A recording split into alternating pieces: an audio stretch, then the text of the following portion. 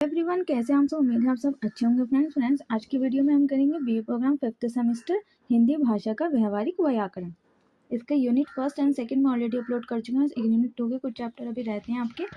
वो आपकी कमेंट आ रही थी बच्चों की कि क्या कहते हैं मैम 3rd यूनिट और 4th यूनिट के इंपॉर्टेंट चैप्टर करा दीजिए, उसमें क्या क्या इंपॉर्टेंट है। तो इसलिए मैं यूनिट 3rd करा रही हूँ और यूनिट 2 अभी आपकी लेफ्ट रहती है, उसमें जो इंपॉर्टेंट है वो हो चुका है। आज की वीडियो में हम करेंगे यूनिट 3rd का चैप्टर 1 में वचन और कारक। वचन क्या है? एक वचन, बहुवचन जो होते हैं वो होते हैं हमारे वचन, और कारक क्या होता है? क्रिया को करने वाला। ठीक है, ये थी इसकी मेन डेफिनेशन। प्रस्तावना, इंट्रोडक्शन।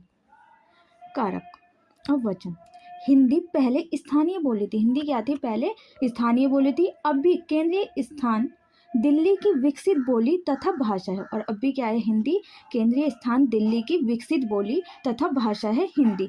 जिस प्रकार सभी प्रदेश अलग अलग हैं, जिस प्रकार से देखें कि सभी प्रदेश जो हैं वो अलग अलग हैं, उसी प्रकार सभी अलग प्रदेशों की भाषाएं अलग अलग स्वतंत्र भाषा हैं। सभी की भाषाएं इतनी अलग तथा स्वतंत्र हो चुकी हैं कि किसी को किसी की बोली नहीं कहा जा सकता। और सभी प्रदेश अलग अलग हैं, उसी प्रकार से सभी प्रदेशों की लैंग्वेज जो है वो भी अलग अलग है। और सभी की लैंग्वेज जो है वो इतनी स्वतंत्र हो चुकी है, इतनी विकसित हो चुकी है कि किसी को भी बोली नहीं कहा जा सकता। सभी अलग प्रदेशों की भाषाएं हिंदी से उसी प्रकार अलग तथा भिन्न है जिस प्रकार विभिन्न प्रदेशों के अलग अलग विभिन्न प्रकार की जातियां। और हिंदी भाषा भी, सभी प्रदेशों की जो भाषाएं, हिंदी भाषा भी उस प्रकार से डिफरेंट है जैसे कि सभी की जातियां, इन प्रदेशों की अलग अलग जातियां। प्रदेशों की तरह उनकी भाषाओं में भी विभिन्न पृथकताएं इतनी अधिक हैं कि भिन्नता जो है उनमें इतनी अलग है कि उन्हें विभिन्न तथा अलग कहा जाता है। इसलिए इतनी ज़्यादा अलग है, इतनी ज़्यादा पृथक है कि उनको अलग तथा भिन्न कहा जा सकता है। और सभी प्रदेश सभी स्तर पर अलग हैं। सभी प्रदेश जो हैं वो सभी स्तर पर अलग हैं, डिफरेंट हैं। और उनमें आपस में लेन देन भी इतनी कम है कि उन्हें हिंदी तथा हिंदू से अलग तरह का कहा जा सकता है। हिंदी तथा हिंदू से अलग तरह का कहा जा सकता है। उनके जो आपस में लेन देन है वो इतने ज़्यादा कम है।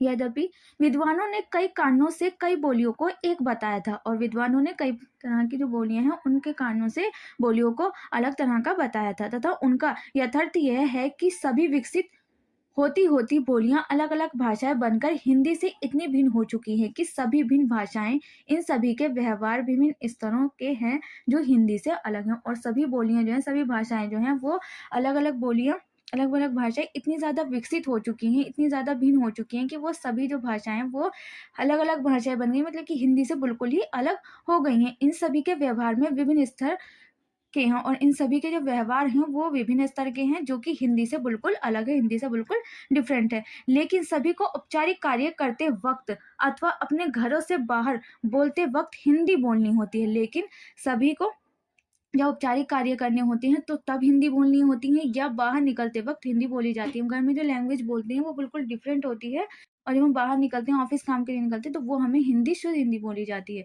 ठीक है, सिर्फ इतने से कारणों से अलग अलग भाषाओं में एकता का दिखावा नहीं हो सकता। सिर्फ इन्हीं कारणों से कि भाई बाहर निकलते हैं, जब ये औपचारिक कार्य करने हैं, जब हमें हिंदी बोलनी है, तो इन सभी कारणों से अलग अलग भाषाओं में एकता को दिखावा नहीं किया जा सकता, एकता की दिखावा नहीं हो सकता, एकता का दिखावा नहीं हो सकता कि हिंदी भाषा जो है वो एक है। ठीक है, सभी के परिनिष्ठता रूप को भाषा मान्य रूप कहा जाता है। सभी के जो परिनिष्ठता रूप हैं उन्हीं को भाषा के मान्य रूप कहा जाता है। ठीक है, व्याकरण के व्यवहार को व्यवस्थित करता है जो भाषिक रूप से भाषा के नियमों के अनुसार होते हैं। उन्हें मान्य भाषा में स्वीकृत किया जाता है, और उन्हें क्या किया जाता है? मान्य भाषा जो है उनमें स्वीकृत किया जाता है, एक्सेप्ट किया जाता है। भाषिक रूप से व्याकरण से भिन्नता होती है। भाषिक रूप से देखें तो व्याकरण में भिन्नता होती है, और उसे अमानक तथा अशुद्ध कहा जाता है। उसे क्या कहा जाता है? अमानक और अशुद्ध कहा जाता है। अमानक और अशुद्ध क्या होता है वो मैंने बता चुकी हूँ कि जो शब्द हम पढ़ रहे हैं तो वो चला जाएगा या वो जाएगा, तो हमारा चला जाएगा क्या है? ये अशुद्ध है, अमानक है। और वो चला जाएगा, वो जाएगा, तो ये क्या हो जाएगा? हमारा मानक हो जाएगा। ठीक है, अशुद्ध क्या होती है? जो हम सेंटेंस को पढ़ते समय पे जो गलतियां करते हैं वो क्या होती हैं? हमारी अशुद्ध शब्द होती है। ठीक है, हिंदी का अलग व्याकरण है। हिंदी भाषा का क्या है? अलग एक व्याकरण है। भाषिक अवयवों में से प्रमुख वाक्य हैं, और भाषिक जो हम बोलते हैं, जो लैंग्वेज बोलते हैं, उनमें से प्रमुख वाक्य हैं। ध्वनियों से जो सार्थक रूप बनते हैं, ध्वनि जो होती है, वॉइस जो होती है, उससे जो सार्थक रूप बनते हैं वो वाक्य में प्रयुक्त होते हैं, वो वाक्य में यूज होते हैं। वचन, कारक, संधि, समास से व्याकरणिक व्यवस्थित रूप मान्य भाषा के वाक्य में स्वीकृत किए जाते हैं। और जो हम वचन का यूज करते हैं, कारक का यूज करते हैं, संधि यूज करते हैं, समास यूज करते हैं, इनसे क्या बनती है, व्याकरण बनती है, और इनसे ही वाक्यों का शुद्ध उपयोग किया जाता है। यह प्रश्न होता है कि वचन क्या है। अब हम ये पूछ सकते हैं कि वचन क्या है, वचन क्या होता है, कैसे अथवा किस प्रकार से इसका यूज होता है, ये किस रूप में होता है, अथवा कारक क्या है, कारक का क्या अर्थ है। अवगत होने के लिए वचन तथा कारक की अवधारणा से अवगत होना आवश्यक है। हमें अवगत होना है इनके अर्थ से, तो ये वचन और कारक क्या होते हैं उनसे को भी हमें जानना होगा। इसका उद्देश्य क्या है, इसे और इसको पढ़कर आप समझ पाएंगे कि परिभाषा के विषय में अवगत हो सकेंगे। वचन तथा कारक की कई शुद्धियां ना हो, उनके मान्य रूप से अवगत हो सकेंगे। ठीक है, इस चैप्टर का उद्देश्य यह है। वचन की अवधारणा। वचन क्या होता है, संज्ञा के जिस रूप से उनकी संज्ञा का बोध होता है उसे वचन कहते हैं। संज्ञा के जिस रूप से, ठीक है, संज्ञा के जिस रूप से उनकी संख्या का बोध होता है। ठीक है, संज्ञा के जिस रूप से, संज्ञा क्या होती है, किसी भी स्थान, प्लेस या नाम को हम क्या कहते हैं, संज्ञा कहते हैं। तो उस संख्या से जिस संख्या का, नंबर का बोध होता है उसे ही हम क्या कहते हैं, वचन कहते हैं। यानी कि लड़का एक है तो क्या हो जाएगा, संख्या क्या है इसकी, एक, तो ये क्या कहलाएगा, एक वचन। ठीक है, क्या कहलाएगा, एक वचन, एक वचन।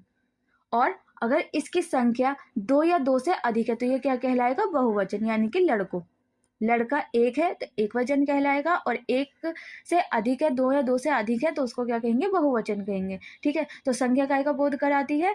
वचन का कैसे पता चलता है कि संज्ञा के संख्या का जब बोध कराए, एक से अधिक का बोध है, तो नंबर सिस्टम आ जाता है इसमें, तो क्या हो जाएगा, वो क्या कहलाएगा, वचन कहलाएगा। भाषाओं में सामान्यतः दो वचन मिलते हैं। भाषा में, लैंग्वेज में देखें तो हम दो वचन मिलते हैं। कौन सा मिलता है, एक मिलता है एक वचन, और दूसरा क्या होता है, बहुवचन। एक वचन क्या होता है, जो एक है वो एक वचन होगा। जैसे कि एक बच्चा पढ़ रहा है तो क्या हो गया, वो एक वचन हो गया। ओके, बहुत सारे बच्चे पढ़ रहे हैं तो क्या हो जाएगा, बहुवचन हो जाएगा।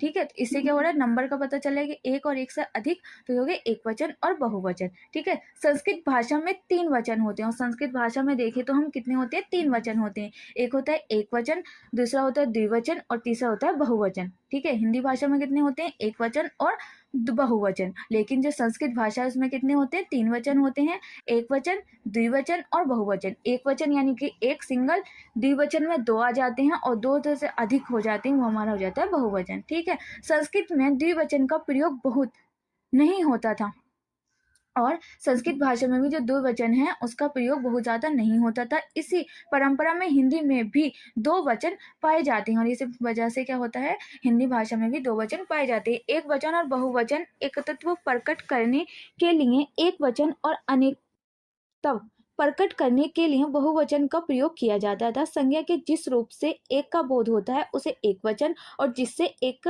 अधिक का बोध होता है उसे बहुवचन कहते हैं। यानी कि जिससे एक का बोध होगा, एक का पता चलेगा, वो क्या होगा, हमारा एक वचन होगा, और एक से अधिक का पता चलेगा तो वो हो जाएगा हमारा बहुवचन। ठीक है, आपके क्वेश्चन में ये भी आ सकता है कि एक वचन लिख के दे दें आपको, उसका बहुवचन बनाना हो। ये इस प्रकार का भी क्वेश्चन आ सकता है। जैसे यहाँ पर लड़का दे रखा है तो लड़कों क्या हो जाएगा, हमारा बहुवचन हो जाएगा। लड़की दे रखा है तो लड़के हमारा बहुवचन हो जाएगा। ठीक है, संज्ञा में परिवर्तन। अब संज्ञा में चेंजेस कैसे होते हैं, हिंदी में संज्ञा में परिवर्तन कर एक वचन से बहुवचन रूप निर्मित किए जाते हैं। अब संज्ञा में जब चेंजेस होते हैं, परिवर्तन किए जाते हैं, तो क्या कहा जाता है, एक वचन से उसको बहुवचन में निर्मित कर दिया जाता है, निर्वचन में चेंज कर दिया जाता है। इस संबंध में प्रमुख नियम इस प्रकार है, और इस संबंध में क्या है, प्रमुख जो वो है नियम जो है वो इस प्रकार है। पुलिंग, हिंदी पुलिंग शब्दों के निर्विभक्त रूपों में कोई परिवर्तन नहीं होता। जो पुलिंग शब्द होते हैं उनमें कोई भी चेंजेस नहीं होता। यथा प्रस्ताव, व्यंजनता, शनि, एकरानाथ, साधु, उकरानाथ, भालू, उकरानाथ आकार पुलिंग में निर्विभक्त बहुवचन बनाने के लिए शब्दों के आ के स्थान पर ए का प्रयोग करते हैं। आ के स्थान पर काय का उपयोग करते हैं, ए का उपयोग करते हैं। जैसे लड़का, लड़के, लेकिन कमरा का क्या हो जाएगा, कमरे। ठीक है, इसमें हम बहुवचन के बनाने के लिए काय के आ की जगह पर हमने क्या लगा दिया, यहाँ पर देखो लड़के में क्या लगा हुआ था, आ की मात्रा, लड़का कैसे लिखा हुआ है, लड़ और का। ठीक है, इसको हम मिटा देंगे तो क्या हो जाएगा हमारे लड़की। ठीक है, जो आ का डंडा लगा हुआ था उसको हमने हटा दिया, उसकी जगह क्या लगा दी, मात्रा। तो इसमें क्या चेंजेस किया जाता है, आ के स्थान पर ए का प्रयोग करते हैं। जैसे कि कमरा, कमरे के आगे भी क्या लगा हुआ है, आ का डंडा लगा हुआ है, यानी आ आया हुआ है, तो इसको हम हटा देंगे, क्या बना देंगे, ए की मात्रा लगा देंगे, क्या हो जाएगा, कमरे। तो इसमें क्या चेंजेस किया जाता है, बहुवचन बनाने के लिए जो पुल्लिंग होते हैं उसमें आ के स्थान पर ए की मात्रा का यूज करते हैं। ठीक है, सेकेंड आ जाती है हमारी व्यक्तिवाचक संज्ञा, एशिया और अमेरिका, और इसमें अपवाद भी है। ठीक है, व्यक्तिवाचक संज्ञा एशिया अमेरिका, वचन के कारण व्यक्तिवाचक संज्ञा में परिवर्तन नहीं होता, वचन के कारण व्यक्तिवाचक संज्ञा जो उसमें परिवर्तन नहीं होता। कभी कभी स्थानवाचक शब्दों में ए प्रत्यय को लगाते हैं परंतु उनका वचन नहीं बदलता। कभी कभी क्या करते हैं, अपवाद है इसमें कि कभी कभी क्या होता है, ए का प्रत्यय तो लगाते हैं पर उनका जो वचन है वो नहीं बदलता है। परिभाषिक शब्द जैसे अल्फा, सर्वनाम, द्वैतवाद, राष्ट्रीयकरण। विदेशी शब्द जैसे ओपेरा, विदेशी शब्द कौन से है, ओपेरा। स्त्रीलिंग, ई आई अय से अंत होने वाले संज्ञा शब्दों के आर्विव्यक्त रूपों में ओ तथा अक्रांता, अक्रांता, उक्रांता, उक्रांता और ओकरांता शब्दों के निर्विभक्त रूपों में एक का प्रयोग किया जाता है। पुस्तक, पुस्तकें, मेज, मेजें, पंक्ति, पंक्ति, ये क्या है, अक्रांता, अकरांता और ये इक्रांता। इक्रांता, खिड़की, खिड़कियां। इक्रांता दूसरे वाले शब्द हो गया, तो इसमें क्या किया जाता है, जो आ ई लगे हुए होते हैं उनमें ओ का प्रयोग किया जाता है। ठीक है, तो उसमें क्या करा दिया जाता है, ए की मात्रा लगा दी जाती है, एक की मात्रा मतलब चंद्र बिंदु होता है वो लगा दिया जाता है। ठीक है, जैसे खिड़की लिखा हो तो खिड़कियां बनाना है हमें, एक खिड़की तो खिड़की लिख देंगे, और बहुत सारी खिड़कियां तो उसके ऊपर चंद्र बिंदु लगाकर या लगा देंगे, तो क्या हो जाएगा, खिड़कियां। सभी प्रकार के पुल्लिंग एवं स्त्रीलिंग संज्ञा शब्दों से सर्वविभक्त बहुवचन रूप ओ लगाकर बनाए जाते हैं। बहुवचन संबोधन रूप में लिए ओ का प्रयोग किया जाता है। सर्वविभक्त, बहुवचन और संबोधन, लड़की, लड़कियों और लड़कियों, बहु, बहुओं और बहुओं। ठीक है, ऋषिकांता, उकरांता, उकरांता तथा अनुस्वर उकरांता संस्कृत पुल्लिंग शब्द हिंदी में नहीं है। हिंदी शब्द भी बहुत कम है, जैसे चौबे, सरसों, चौबे, रासो। इसके भी बहुवचन रूप प्राय नहीं बनते हैं, और इनके भी बहुवचन रूप जो है वो प्राय नहीं बनते हैं। जहाँ बहुवचन रूप बनते भी हैं वहाँ इनके साथ किसी शब्द का प्रयोग करना पड़ता है, जैसे रासो ग्रंथ। अगर इनके बहुवचन बनते भी हैं तो इनके साथ शब्द का प्रयोग करना पड़ता है, जैसे कि हमें रासो को बहुवचन बनाना है तो इसके जगह क्या लिखना पड़ेगा, ग्रंथ। ठीक है, आकार शब्दों में जो शब्द अपवाद दिए गए हैं उनमें से जिनके सविभक्त बहुवचन रूप होते हैं उनके लिए भी ओ अथवा ओ का प्रयोग किया जाता है। योद्धाओं, योद्धाओं, और कोई भी शब्द बहुवचन में प्रयुक्त होता है, जैसे जन, वृंदा से युक्त संज्ञा, समूह निर्दिष्ट करने वाला शब्द, भेड़, बकरियां। समूह निर्दिष्ट कर रहे हैं तो ये क्या कर रहे हैं, समूह बना रहा है, ग्रुप। तो इसमें क्या होगा, भेड़ और बकरियां, जो लास्ट वाला वर्ड होगा उस पे हम बहुवचन उसका बनाएंगे, भेड़, बकरियां। दे रखा है इसमें कि समूहवाचक भेड़, बकरियां, और हम इस बनाते हैं पत्र और पत्रिकाएं। पत्र क्या हो जाएगा हमारा, सिंगुलर हो जाएगा, और पत्रिकाएं जो हम लिखेंगे वो हमारा क्या हो जाएगा, बहुवचन, पत्रिकाएं। ठीक है, पत्र, पत्रिकाएं, ये भी क्या शो कर रहा है, समूह शो कर रहा है। ठीक है,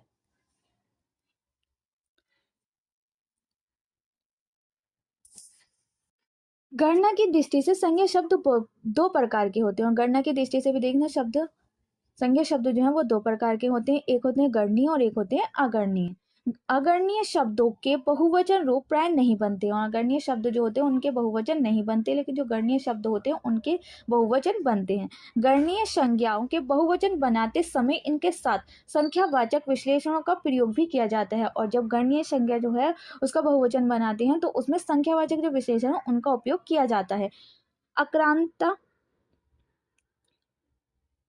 पुल्लिंग शब्दों के एक वचन स्वाभाविकता तथा संबोधन रूपों में आ का ए हो जाता है। लड़का, लड़के का जाना है, लड़के का जाना है तो ये नहीं होगा अरे लड़के, अरे लड़के, लड़का और अरे लड़के। बहुवचन रूप प्राय जातिवाचक संज्ञाओं के ही बनाए जाते हैं। और बहुवचन जो है वो जो जातिवाचक संज्ञा होती हैं उनके ही बनाए जाते हैं, परंतु यदि व्यक्तिवाचक और भाववाचक संज्ञाओं का प्रयोग जातिवाचक संज्ञाओं के समान किया जाए तब उनके भी बहुवचन रूप बनते हैं। और जब व्यक्तिवाचक संज्ञा और जो भाववाचक संज्ञा जो है उनको प्रयोग किया जाए जातिवाचक संज्ञा के अनुसार समान में उनके अकॉर्डिंग किया जाएगा, जातिवाचक संज्ञा को व्यक्तिवाचक संज्ञा और भाववाचक संज्ञा के रूप में यूज किया जाएगा तो उनके क्या बनेंगे, बहुवचन बन सकते हैं।